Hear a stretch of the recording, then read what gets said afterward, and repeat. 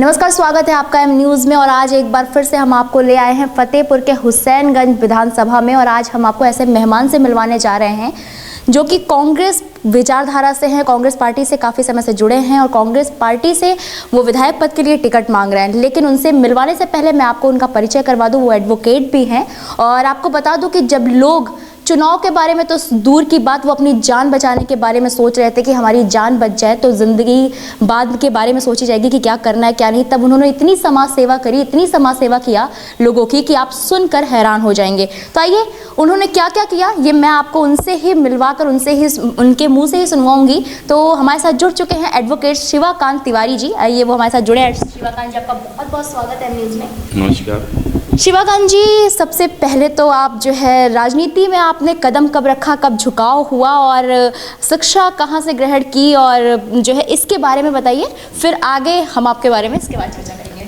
मैं फतेहपुर में इंटर तक किया मैंने। इसके बाद इलाहाबाद में MBBS की तैयारी करता था मेडिकल की। तो अशोक सिंह की ये परम एकेडमी थी, वहाँ पे मैं तैयारी करता था। वहाँ पे फर्स्ट टाइम में मुझे CPMT क्वालिफाई किया, उसमें BDS में हमको मिला। बी फार्मा भी हमने all India CBSE B pharma होता है, ऑल इंडिया मतलब पूरा वो था, उसमें भी हमको बी फार्मा में हमको मुंबई में एडमिशन मिला था। लेकिन एक जिज्ञासा थी, हम BDS हुए थे कि फर्स्ट टाइम में एक बार और हम तैयारी करके दे देंगे तो MBBS हमको मिल जाएगा। हमारे साथ के कई लोग MBBS उनको मिल गया था। तो इलाहाबाद से एक न्यू लाइट कोचिंग है कानपुर में, तो वहाँ पे भी हमने एडमिशन लिया। तो न्यू लाइट में हमने तैयारी करना शुरू कर दिया। वहाँ पे हम दामोदर नगर में रहते थे, कानपुर में बर्रा में तैयारी किए।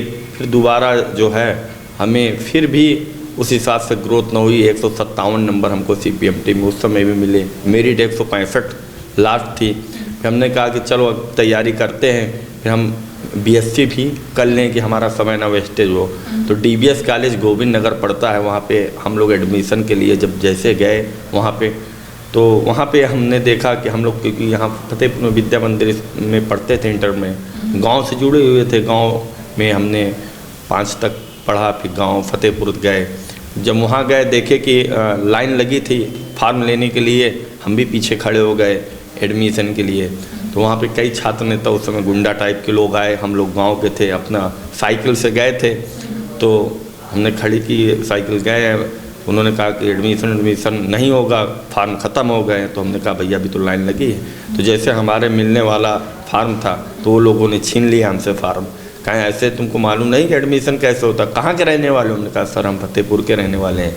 तो उन्होंने कहा मालूम नहीं, हम छात्र नेता जो छात्र संघ अध्यक्ष होता है उसके कोटे से एडमिशन होते।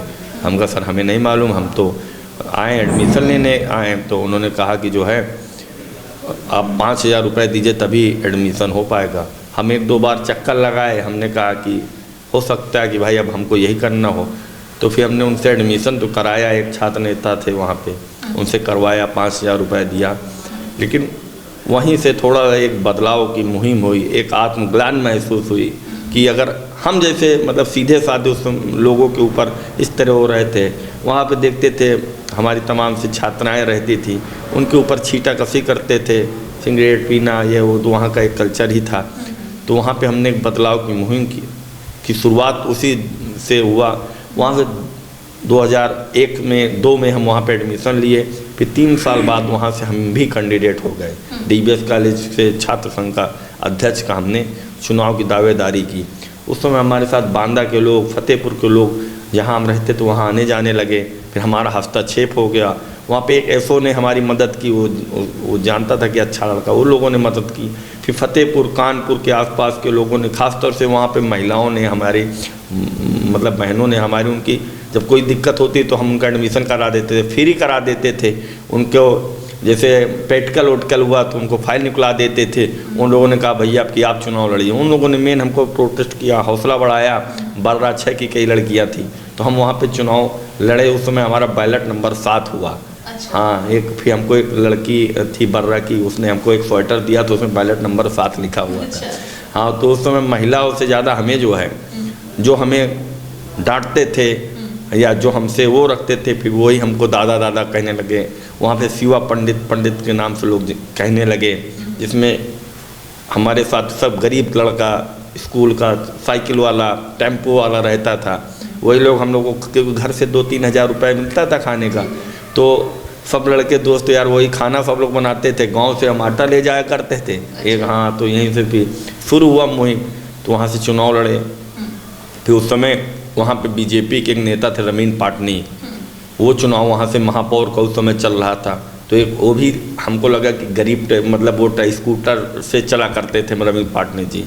उन्होंने पता न कैसे भी जानकारी हुई, हमारे पास आए, कहें शिवाकांत भाई हम चुनाव लड़ना चाहते हैं। तो हमने कहा चाचा आप लड़िए चुनाव, आप हमारे पास कैसे आए, कहें हमको आपका सपोर्ट चाहिए। तो हमने कहा चाचा जहाँ ज़रूरत हो हम लोग आपके साथ रहेंगे। अच्छा, हम उस समय उनके खिलाफ एक कांग्रेस के नेता बद्री नारायण तिवारी जी लड़ रहे थे। वो लोग बड़े लोग थे, माफिया, मतलब आज उनके लड़के भी हैं कांग्रेस में। तो मतलब हमारे ये दल वाल उस समय ये नहीं था, हम लोगों ने उनका सपोर्ट शुरू कर दिया। हम लोग 50-50 लड़के पैदल टेम्पू से, जहाँ क्योंकि रवीन पाटनी जी दबौली से गुजैनी से आते थे स्कूटर से, हम लोगों को फ़ोन कर देते थे कि बच्चा हम आ गए, आज यहाँ चलना है। तो हम लोग उनके साथ 50-50-100 लोग चलने लगते थे। फिर वो महापौर चुनाव जीत गए थे। जब चुनाव जीते फिर खैर हमको जहाँ भी मिलते थे सबसे पहले जीतने के बाद हमारे यहाँ आए, सम्मान दिया। हम नगर निगम भी जाते थे तो वहाँ भी खड़े होकर सम्मान करते थे। लिवाने आते थे, फिर हमसे कहाँ ठेकेदारी कर लो, हम चाचा ये हम अभी तक कुछ सोचा नहीं है। आज भी हमारे संबंध हैं, फ़ोन वोन करते रहते हैं। तो इस तरह से बदलाव की मुहिम हुई। फिर हमने NSY ज्वाइन कर लिया। यूथ कांग्रेस के ब्लॉक अध्यक्ष हदगाम रहे, क्योंकि हमारे बाबा हमेशा माफियाओं के खिलाफ आवाज़ उठाते रहते थे। हमारा जो गाँव है वो ऑलरेडी बहुत राजनीतिक गढ़ माना जाता है हमारा गाँव समत। वहाँ के कई मिनिस्टर हो चुके हैं, कई लोग विधायक हो चुके हैं। तो हम लोग, हमारे लोगों के साथ वहाँ पे दलित वर्ग ज़्यादा रहता था। हम लोगों के साथ हमारे दलित वर्ग का सपोर्ट किया करते थे। तो उस समय सामंतवादी टाइप के लोग जो हैं उनको प्रताड़ित करते थे। तो वो लोग धीरे धीरे बच्चा बाबा की भी एक हमारी इच्छा थी कि राजनीति में आए, नहीं हमारे परिवार का भी नाम वो हो जाएगा। उन्होंने ब्लॉक अध्यक्ष हदगाम बनाया, फिर आपको, हाँ, हमको बनवाया।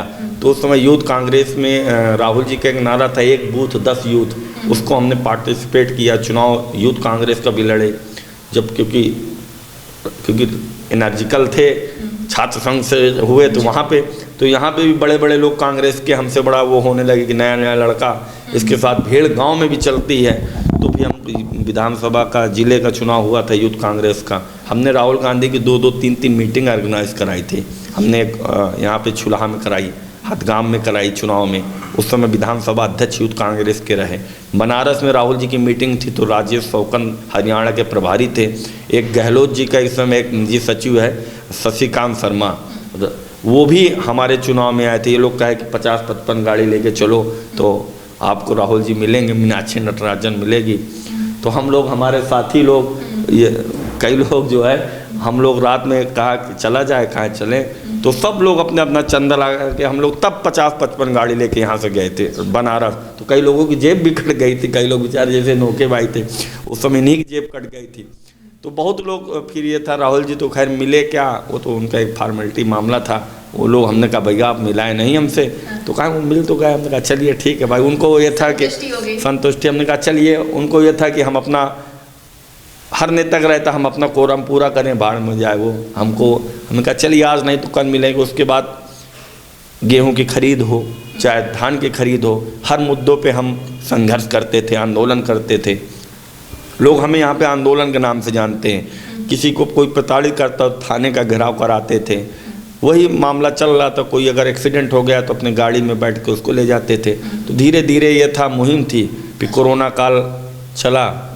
मैं एक बीच में आपको टोकना चाहूँगी, जो है एक तो पहला मतलब मेरा ये है कि आपको बउआ भैया लोग प्यार से क्यों कहते हैं, और दूसरा ये कि एडवोकेट कैसे जुड़ गया। मतलब आपने बताया कि आप BSc की पढ़ाई करने गए, फिर वहीं से राजनीति की भावना आपके अंदर जग गई, क्योंकि आपको सीधे थे। मैं बता दूं कि एक सीधे साधे नेता हैं जो मतलब अब राजनीति में आ गए, क्योंकि इन्हें परेशान किया गया जब ये छात्र थे। तो इन्होंने सोचा कि नहीं, क्यों ना मैं सीधा हूँ, गाँव से आता हूँ, कोई बात नहीं, मैं अगर आगे बढ़ूँ तो हो सकता है लोग मेरा सपोर्ट करें और बदलाव आए। तो इन्होंने वहाँ से फिर बदलाव बदलाव लाया। तो जो लोग लड़कियों को परेशान करते हैं, जो परेशान लड़कियां थी, महिलाएं थी, वहाँ पढ़ रही थी, तो वो इनके समर्थन में आई, क्योंकि उन्होंने उनके हक की लड़ाई के लिए ही मतलब ये कदम उठाया जिससे उन्हें कोई परेशान ना करे, तो बदलाव हुआ। तो अब एडवोकेट कैसे जुड़ गया, ये बीच की कहानी रह गई। जी हाँ, बात ये थी कि जब हम समझ गए कि हमारी सत्ता नहीं है, सरकार नहीं है, तो हमारा कोई नेता नहीं है हमारे ऊपर हाथ रखने वाला, हम लोग लड़ रहे हैं, भीड़ रहे हैं, सत्ता दल के लोगों के खिलाफ आंदोलन कर रहे हैं, तो मुकदमा हमारे खिलाफ बहुत लिखे जाते थे, फर्जी जो है। अभी कोरोना काल में 15-16 मुकदमे लिख गए, उस समय भी ये था। तो हमने कहा वकील बन जाएंगे तो कम से कम यूनियन में शामिल हो जाएंगे, जब कोई दिक्कत होगी तो हमारे बार एसोसिएशन हमको करेगा। तो हम यहीं फतेहपुरी से LLB की फिर हमने यहीं से कर लिया था। आपने बीच में LLB भी कर लिया राजनीति के दौरान? जी जी जी जी जी। अब फिर गांव, क्योंकि बउआ हम इसलिए कहते हैं, बउआ हमारे क्षेत्र में गांव में, क्योंकि बचपन से हम गांव के लोग हैं, एक उपनाम दे ही देते हैं, तो प्यार से सब लोग बउआ बउआ कहते हैं। आज भी हमारे क्षेत्र में, हमारे गांव में हो सकता है बहुत लोग न जानते हो, खासतौर बुजुर्ग लोग न जानते हो कि शिवाकांत कौन है।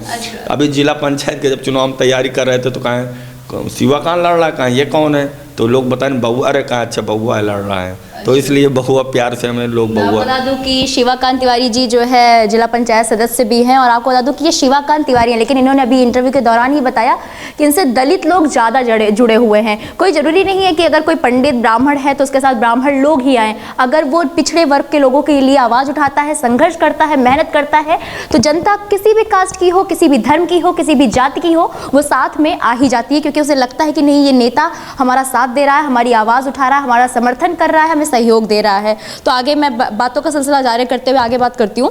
तो ये बताइए कि जो है, हाँ, आप बता रहे थे कि फिर आप कोरोना के दौरान आपने काफ़ी संघर्ष किया, जिस समय लोगों की ज़िंदगियाँ बचाना काफ़ी मुश्किल था, तो उस दौरान आपने क्या क्या किया? उस समय एक दिन हम सुबह क्योंकि टहलने कभी कभी जाते थे, तो हमने देखा कि जब मोदी जी ने लॉकडाउन का वो कर दिया था, तो सुबह 5:30-6 बजे का टाइम रहा होगा। हमारा फतेहपुर में आबू नगर में मकान है, वहाँ से नौवा बाग की दूरी 3 किलोमीटर है। हमने देखा एक महिला एक बैग लिए हुए 3-4 बच्चे थे, आ रही थी। उसने कहा कि भैया आप हमारी मदद करेंगे? तो हमने कहा बताइए दीदी। तो उन्होंने कहा कि हमारे बच्चे भूखे हैं, कुछ दूध की व्यवस्था हो जाएगी क्या, कुछ बिस्किट वगैरह, सुबह हम बहुत परेशान हैं, हम भूखे रात में चले। तो हमने कहा कि दीदी हम घर में जा रहे हैं। हम गए, अपनी वाइफ सब लोग सो रही थी, 5:30 बजे का टाइम था। तो हम एक डिब्बे में दूध जो था चाय बनाने के लिए रख देते हैं घर में फ्रिज में, उस समय पार्ले जी के बिस्कुट वो क्रीम वाले 2-3 रखे थे घर में, 2 पैकेट। तो हमने ला के उनको दे दिया। जब दे दिया तो बेचारे बहुत इमोशनल हो गई। हमने कहा कहाँ से आई, आप आई हैं? तो उन्होंने बताया कि जो है MP से किसी उससे आई थी, मध्य प्रदेश से। तो हमने कहा क्यों, कैसे आई? कहा हम 3-4 दिन से पैदल हुई, 23-24 की घटना है ये। तो हमने कहा क्या लॉकडाउन हो गया था, हमारे पति वहाँ रिक्शा चलाते हैं, तो हम लोग वहाँ से जो है अपना वापस आए। उनके साथ 2 लोग भी थे, बैग खूब लिए थे।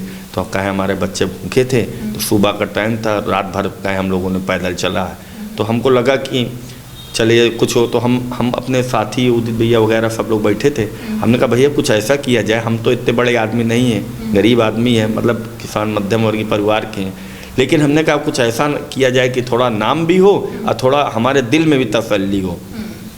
खैर हमारे घर वालों ने भी हमारा सपोर्ट किया, लेकिन हमारे क्योंकि छोटी सी बच्ची भी थी, 2 साल की, लड़का भी है, तो घर वाले कहते थे कि तुम जाते हो, दुनिया वो कर रही है, तुम समाज सेवा कर रहे हो। तो बाबा भी कहते थे ठीक है। हमने कहा जाके राखो साइयाँ, मार सके न को, बाल न वाका कर सके जो जग बैरी हो।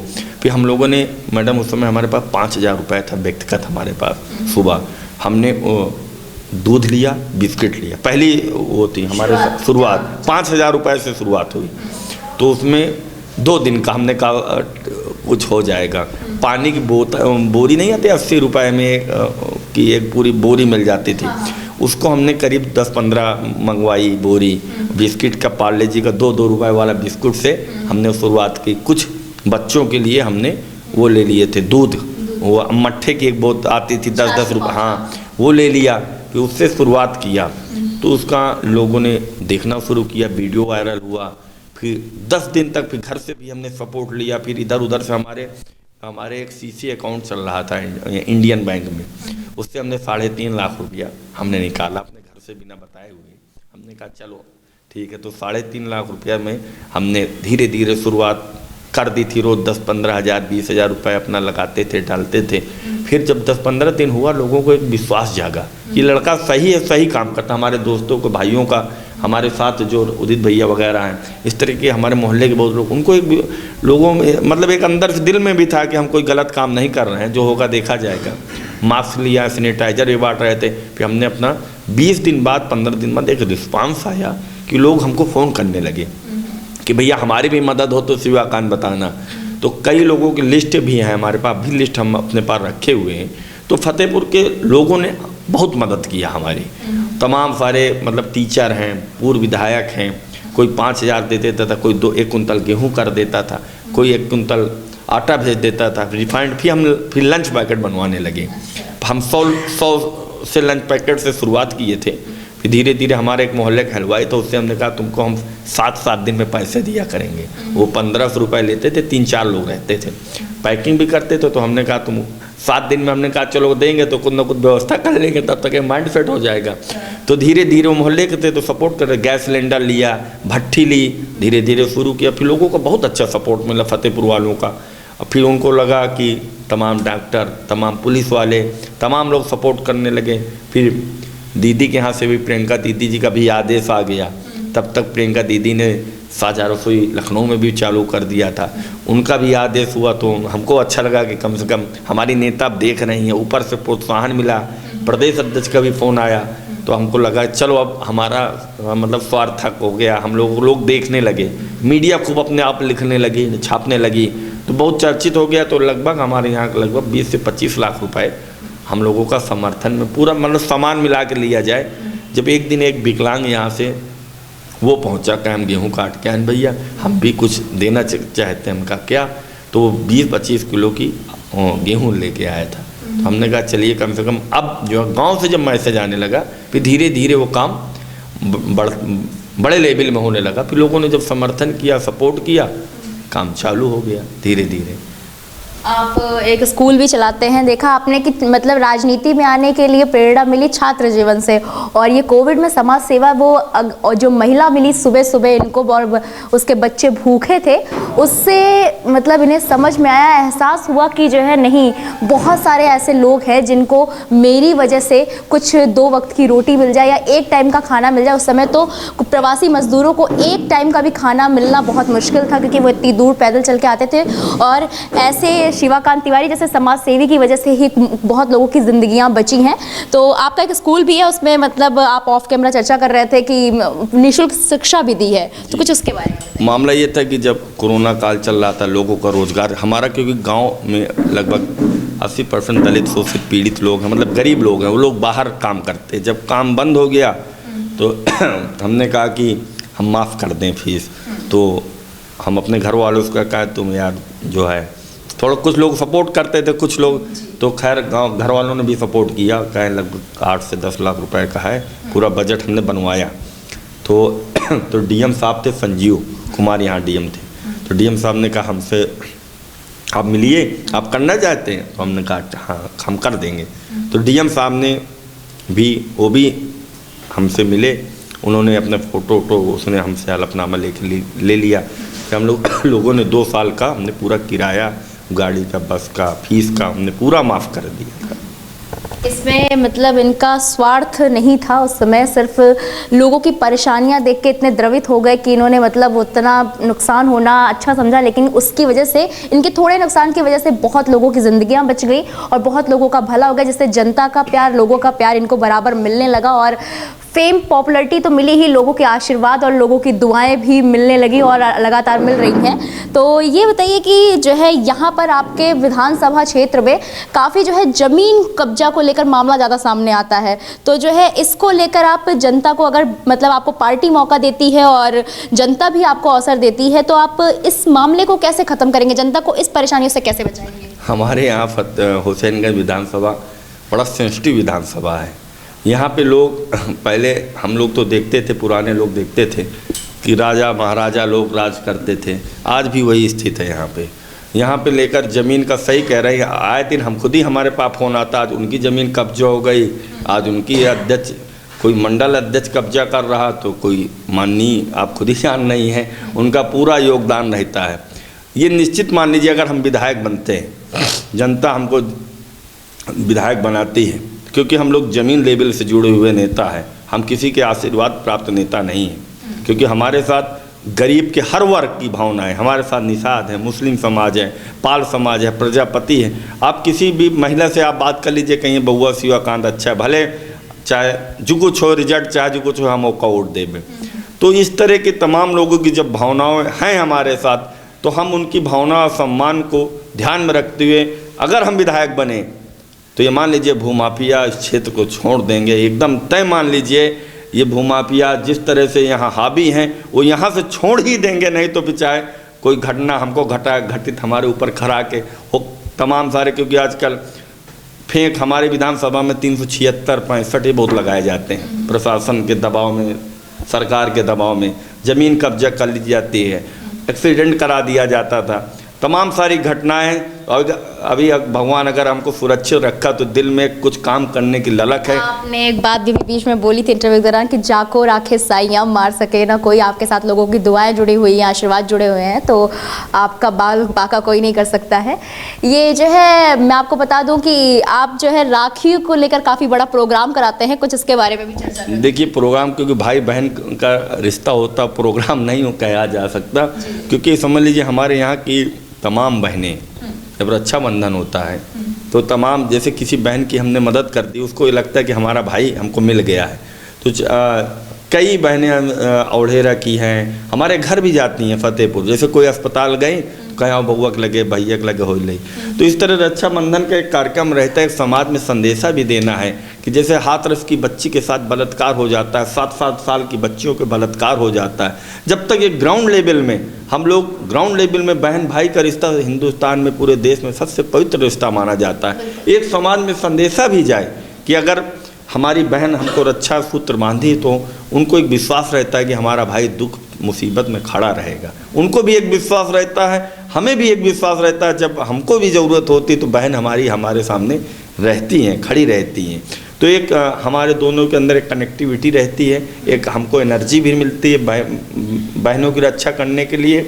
एक समाज में संदेशा भी देना चाहते हैं कि जो इस समय ख़ास तौर से, क्योंकि मीडिया आप भी हैं, बुराई नहीं करनी चाहिए, लेकिन कहीं ना कहीं थोड़ा कष्ट होता है कि जब जो जैसे हाथरस की घटना है, लखीमपुर की घटना है, या तमाम अभी कांग्रेस के रिज्यूम में एक घटना हुई थी जो पूरा पार्टी को, पूरी सरकार को गिरा के रख दिया था। कौन सी घटना है? दिल्ली की निर्भया कांड। निर्भया कांड, इस तरह की जो घटनाएं होती हैं, गैंगरेप होते हैं, उसमें एक समाज के हम अपने सब युवाओं को ले जाते हैं राखी बंधवाने। कोई हम ही नहीं जाते, हमारे साथ पूरे युवा जाते हैं। हमने कहा कि तुम लोग देखो और अपने घर में भी चर्चा करो कि अगर वो हमारी बहन है तो हमारी बहन है, आपकी बहन है तो सबकी बहन है, गरीब है भले ही लेकिन बहन तो है। तो एक समाज में मैसेज जाए, इसीलिए हम लोग कार्यक्रम भी कहते हैं, उत्साह से हमारा रक्षाबंधन का कार्यक्रम होता है, रिश्ता निभाया जाता है। जी जी जी जी। और उसमें मैं आपको दिखाऊंगी वो वीडियो जो है, काफ़ी बहुत भारी संख्या में उसमें महिलाएं और लड़कियां एकत्रित होती हैं, जिसमें बहुत प्यार से वो नज़ारा देख के आप द्रवित हो जाएंगे। मैं ज़रूर आपको वीडियो दिखाऊंगी।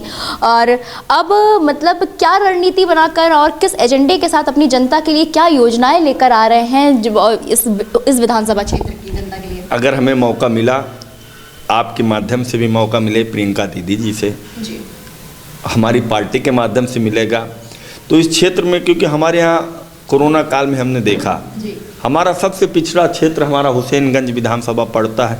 पहले हम लोगों का जो ब्लॉक है हदगाम चैल क्षेत्र में जुड़ा था, तब भी हम लोग पिछवाड़े में रहते थे, आज भी पिछवाड़ा है। मतलब सबसे यहाँ पे कोई इंडस्ट्री नहीं है, कोई फैक्ट्री नहीं है, लोग पलायन करके जाते हैं बाहर, मजदूरी करते हैं, कोई रिक्शा चलाता है, कोई ठेलिया लगाता है, कोई मूंगफली बेचता है। हमारे क्षेत्र में कोई रोज़गार की कोई व्यवस्था नहीं है। तो हमारे बहुत दिल में इच्छा है कि अगर दीदी से एक मुलाकात होगी, दीदी का हम कार्यक्रम भी कराएंगे, तो हम एक जैसे रेलवे कोच टाइप में एक इंडस्ट्री यहाँ पे महन्ना उसर पड़ा है, जिसमें कई भूमाफियों की निगाहें भी उस महन्ना उसर, क्योंकि कम से कम 2 लाख बीघे में 2000 बीघे का है लगभग, जो है बहुत बड़ा है महन्ना उसर, 2000 बीघा 2500 बीघे का होगा। तो हमारी विधानसभा के अंतर्गत आता है महन्ना उसर। उसमें एक दीदी से कहेंगे इतनी बड़ी फैक्ट्री लगवा दीजिएगा कि हमारे क्षेत्र में कम से कम 15 से 20 हज़ार युवाओं को रोज़गार मिले, जिससे हमारे तमाम हमारे यहाँ देखिए, कभी क्योंकि गरीब क्षेत्र है ये, अभी गंगा कटरे में चले जाइए, निषाद बिरादरी के लोग हैं, और यहाँ पे बाध बढ़ते हैं तो पूरा ये खून से एकदम जल जाता है, उसको लागत नहीं निकलती, 50 रुपये किलो, 150 रुपये किलो बिकती है, लेकिन अब पूरे दिन भर बच्चियाँ, लड़कियाँ, माताएं, बहनें, निषाद बिरादरी के लोग उनको लागत नहीं मिलती। तो जब फैक्ट्री लग जाएगी तो उनको भी कुछ ना कुछ रोजगार मिल जाएगा। हम लोग दीदी से, एक हमारा मुद्दा है कि महन्ना उसर में एक फैक्ट्री लगवाने का। एक दूसरा मुद्दा, चाहे समाजवादी पार्टी की सरकार रही हो, चाहे बीजेपी की सरकार रही हो, एक यहाँ पे भिटौरा कैनाल पंप पड़ता है, उसको उद्घाटन हुए हैं, उद्घाटन आज भी मतलब पड़ा हुआ है। अगर भिटौरा कैनाल पंप चालू हो जाएगी तो हमारे क्षेत्र में सिंचाई की समस्या ख़त्म हो जाएगी, क्योंकि हम लोग किसान हैं, हम लोग जानते हैं कि आज लागत नहीं निकल रही है किसानी में। आप देख लीजिए, चाहे गेहूं की रकम हो, चाहे धान की हो, आज डीएपी यूरिया के रेट बढ़ते चले जा रहे हैं, गेहूं की खरीद, धान की खरीद 1100-1200 रुपया, 1500 रुपये कुंतल हो रही है। तो अगर सिंचाई का साधन हो जाएगा तो वाटर लेवल मेंटेन हो जाएगा, लोगों को पानी की व्यवस्था हो जाएगी। आप एक खड़गपुर पड़ता है, यहाँ पे पूरे गांव में समझिए पानी की कोई व्यवस्था नहीं है, वहाँ का पानी खा रहा है, लोग 2-4-5 किलोमीटर के गांव से लाते हैं। शादी होती है तो लोग बेचारे पूरे 2-4-5 दिन पानी की अव्यवस्था ढूंढते रहते हैं, तो बड़ा कष्ट होता है। दूसरा मुद्दा हमारा भिटौरा कैनाल पंप चालू कराना, पहला मुद्दा हमारे रोजगार की व्यवस्था कराना। हमारे यहाँ शिक्षा की भी आप व्यवस्था, कोई जेएनएम एएनएम कॉलेज है या कोई मेडिकल कॉलेज की स्थापना भी अगर हम विधायक बनेंगे तो आदरणीय बहन प्रियंका जी से निवेदन करेंगे कि दीदी आप इतनी बड़ी नेता हैं, देश की नेता हैं, आपकी निगाह हमारे क्षेत्र में पड़ जाए तो हमको टिकट दीजिएगा या न दीजिएगा, दोबारा हम आपकी पूरी ज़िंदगी आज एक कार्यकर्ता आपकी सेवा करेंगे, आपकी पार्टी के लिए सेवा करेंगे। 2-3 मुद्दों में अगर आप हमारे यहाँ मुद्दे, ज़्यादा बड़े मुद्दे नहीं, इंडस्ट्री है, आपने रायबरेली अमेठी को फैक्ट्रियों से जोड़ दिया है, तो हमारे क्षेत्र में, क्योंकि हम लोग लोग कहते हैं, हमारी पार्टी के नेता, हमको भी कष्ट होता है, कहते हैं रायबरेली दीदी आती हैं चली जाती हैं, सोनिया जी रायबरेली, राहुल जी आते हैं चले जाते हैं, हमारा रायबरेली जुड़ा हुआ क्षेत्र है, तो हमसे लोग कहते हैं, हम उनकी पार्टी का एक छोटे से कार्यकर्ता हैं, तो हमें भी कष्ट होता है। हम अपने गांव वालों की तरफ से दीदी से मांग करते हैं कि चुनाव के समय आप आएंगी, चाहेंगी तो उसके पहले भी हमारे यहाँ आइए, क्षेत्र में घूमिए, देखिए। हम लोग तो आपके लिए जान दे रहे हैं, पार्टी के लोग जान रहे हैं, तो हम दीदी से कहेंगे कि दीदी हम आपके छोटे से कार्यकर्ता, हम आपसे मांग भी करेंगे, लड़ाई भी लड़ेंगे दीदी, कि आप रायबरेली अमेठी के लोग, आपको रामेठी के लोगों ने राहुल जी को हरा दिया, आपने उसको, चलिए ठीक, आपने काम किया, एक हमारे फतेहपुर में भी दे दीजिए, एक छोटा सा कोई भी इंडस्ट्री दे दीजिए, तो उसके लिए बात करेंगे। तीसरा, हमारे एजुकेशन में हमने मेडिकल कॉलेज, जेएनएम एएनएम या कुछ महाविद्यालय ऐसे कराएंगे जिसमें चाहे दलित हो, चाहे मुस्लिम हो, चाहे बैकवर्ड के बच्चे हैं, क्योंकि गरीब लोग क्षेत्र हैं, उनकी भी एक, उनके बच्चों की इच्छा होती है कि हमारा भी लड़का MBBS बने, हमारा भी लड़का डॉक्टर बने, हमारा भी लड़का इंजीनियर बने। कुछ एक ऐसा विद्यालय सरकारी खुलवाएंगे जिससे ये भी व्यवस्था गरीब को करें। और दूसरी बात, हम महिलाओं के लिए विशेष करेंगे, क्योंकि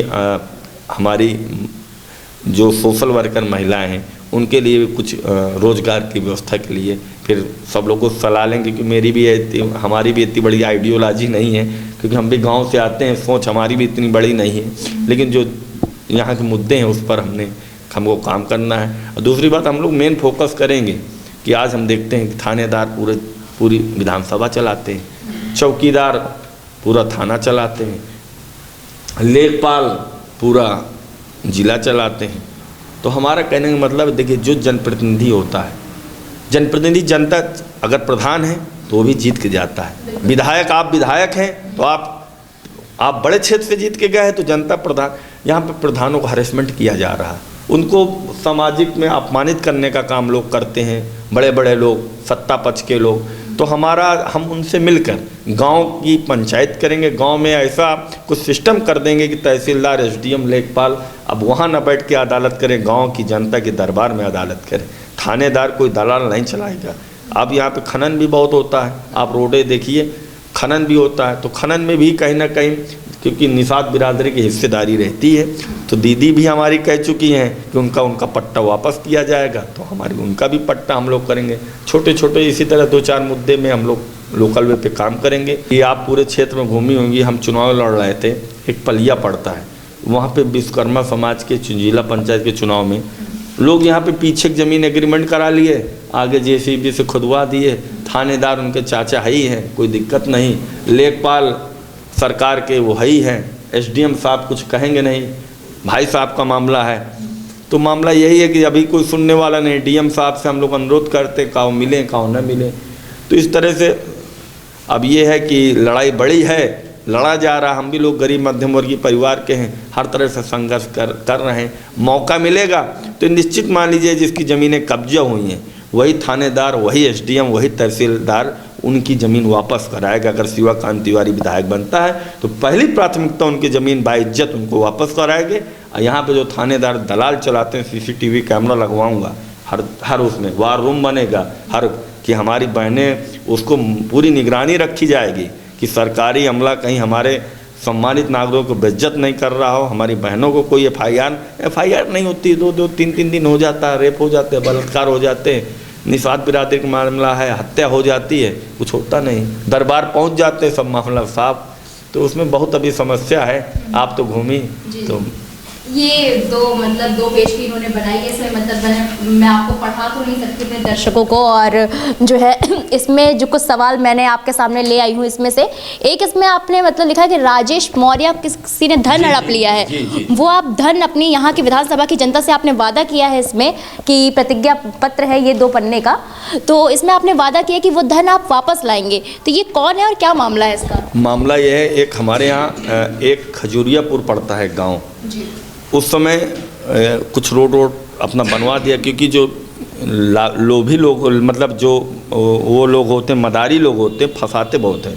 तो इसने एक कहा कि आप ऐसा करिए 10,000 जमा कर दीजिए, 3 महीने बाद आपको 30,000 रुपये मिल जाएगा। अच्छा 2-4-6 लोगों को उसने इनका एक एजेंडा फिक्स था, जमा करवा दिया। उसके बाद इन्होंने पूरे क्षेत्र में ऐसा कोई गांव नहीं जातिवादी, पहले उन्होंने मौर्य को टारगेट बनाया कि हम मौर्य हैं, शादीवादी में 2-4 शादियों में उसने साड़ी वाड़ी दे दिया, 2-4-5 हज़ार दे दिया, रहनुमा हो गया गरीबों का। इसके बाद उसके मामला शुरू हो गया, क्योंकि प्रशासन के लोगों का भी हस्तक्षेप हो गया। पर डे समझ लीजिए फतेहपुर जनपद से, खासतौर से हमारे यहाँ से 800 करोड़ रुपए लेके गया है वो।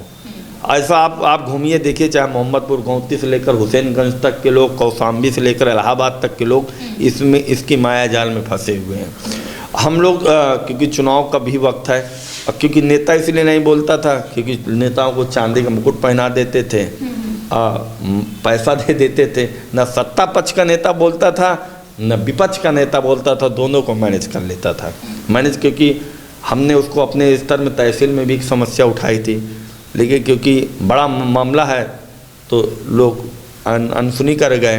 तो हम एफिडेविट लेंगे सबसे, अगर हमारी सरकार बनती है तो उसको ढूंढ के लाएंगे। तो आप समझ लीजिए एक मौर्य है, दिनेश कुमार मौर्य, हमारे संवत का रहने वाला है, दुकान रखे है, वो इसमें बीमार हो गया। उसकी बेटी एक भाई के जब एक्सीडेंट हो गया तो उसके पास ये नहीं था कि हमसे कहा, हमका क्या हो गया, क्या शुगर दिमाग, उसने करीब 20 लाख रुपए लोगों को जमा करवा दिया था। अब लोग उसको प्रेशर बना रहे थे, मानसिक विक्षिप्त हो गया, 2-4 बीघा ज़मीन बेच के कुछ दिया कुछ नहीं दिया।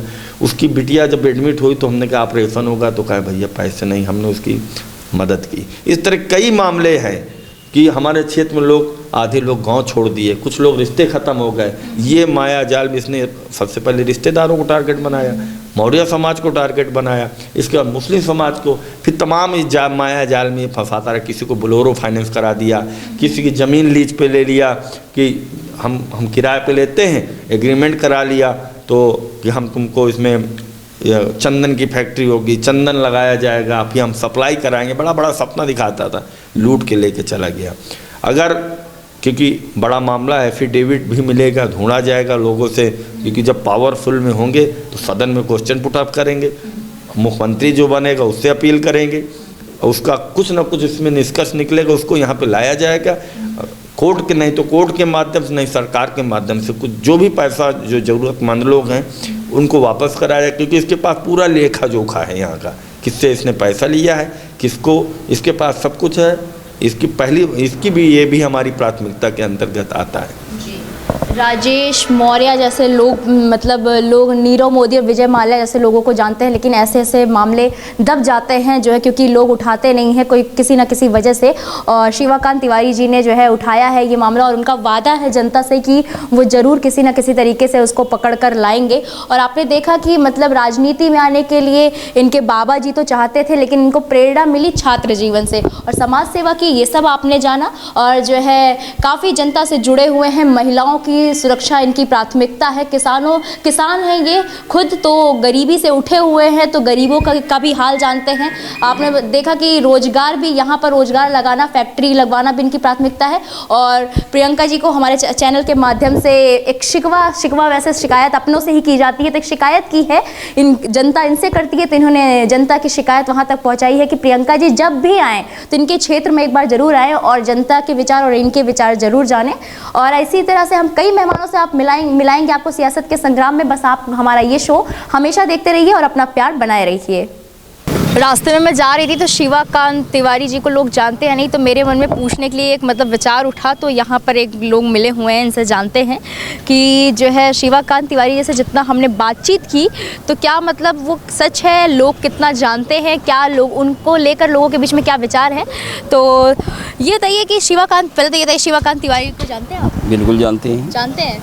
जी। अच्छा, तो मतलब वो कैसे आदमी हैं, और आपको ये भी पता होगा जब उन्हें जानते हैं कि वो हुसैनगंज विधानसभा से, आप इसी विधानसभा के हैं? हम भी इसी विधानसभा के हैं और शिवाकांत भी इसी विधानसभा के रहने वाले हैं। अच्छा, तो जो है क्या, कैसे जानते हैं आप उन्हें, और क्या है मतलब कि काफ़ी उनको लोग समाज सेवी के रूप में जानते हैं और काफ़ी जो है अच्छे नेता के रूप में जानते हैं, तो क्या ये सच्चाई है, और जो है उनको लेकर आपकी कैसी विचारधारा है, इसके बारे में कुछ बताइए। हमारे विधानसभा में नेता योग्य शिवाकांत तिवारी हैं और जनता की सेवा करते हैं, नेता योग्य हैं, अच्छे व्यक्ति हैं और वो जीतेंगे।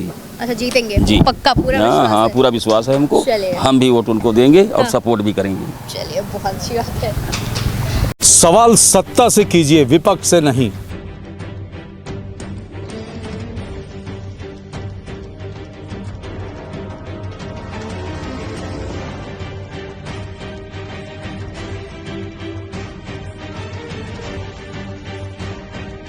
विपक्ष से सवाल करने वाले तो बहुत हैं, लेकिन सत्ता से सवाल करते हैं सिर्फ हम। इसलिए एम न्यूज़ के साथ जुड़िए और कीजिए सत्ता से सवाल।